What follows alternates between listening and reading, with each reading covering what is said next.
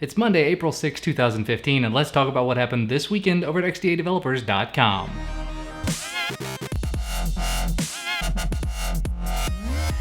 First up, the news a lot of us have been waiting to hear: OxygenOS was finally released.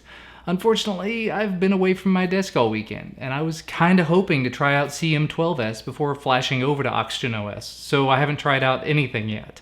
But do feel free to share your experiences down in the comment section. Speaking of CM12S though, as of right now, it's still not available, but Steve Kondik has been active on social media all this weekend talking about how it's just a few days out, so hopefully we'll be seeing the update sometime this week. Continuing with updates though, this weekend the Xiaomi Redmi Note 3G received its official update bringing MIUI 6.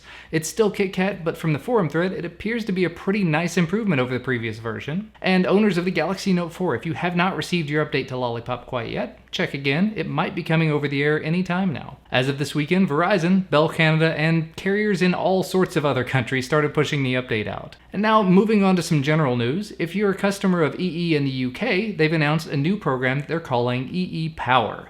Essentially, with this program, you can go into any EE store and pick up a free 2600 mAh battery if you're a customer.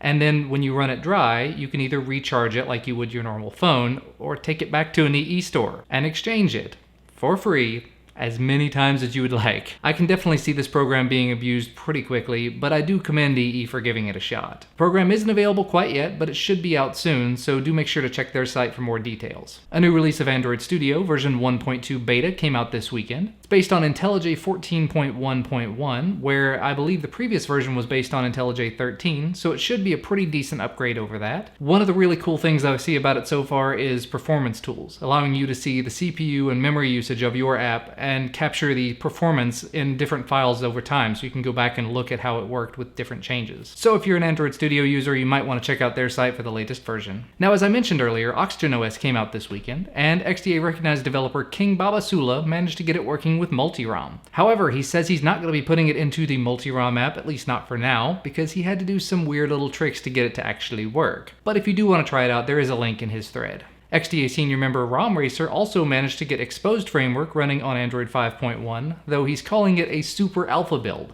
So unless you're a developer, probably best to go ahead and hold off on putting it on your device just yet. And there were a couple of stories about the S6 Edge that came out this weekend. SquareTrade put out a video showing the Galaxy S6 Edge bending and cracking and dying under the same amount of pressure that it took to bend the iPhone 6 Plus.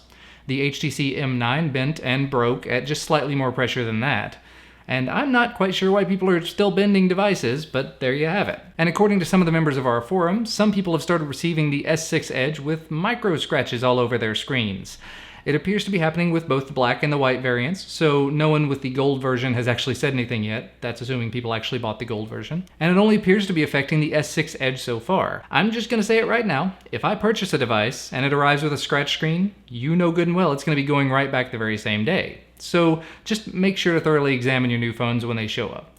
And I would say that same thing about any other device, not just the S6. If I get a device and it's damaged, it's going back no matter what. But do make sure to head on over to the forum and let us know if your device arrived, damaged or not. And to wrap things up, another debate popped up on the portal asking for your thoughts about whether you prefer a more lightweight UI or something more full-featured, somewhat heavier. I think the answer to that is probably a little bit obvious, but maybe that's just me. Feel free to leave your thoughts on the post over on the portal, as usual. But that's going to be about all from me for today. You can find the links to all the stories I talked about down in the video description as usual, as well as the links to my YouTube channels. Remember, if you like this video, please do give us a thumbs up, a like down below the video. We definitely appreciate it. And subscribe to receive all of our content as soon as it becomes available. Thanks so much for watching, and I'll see you next time.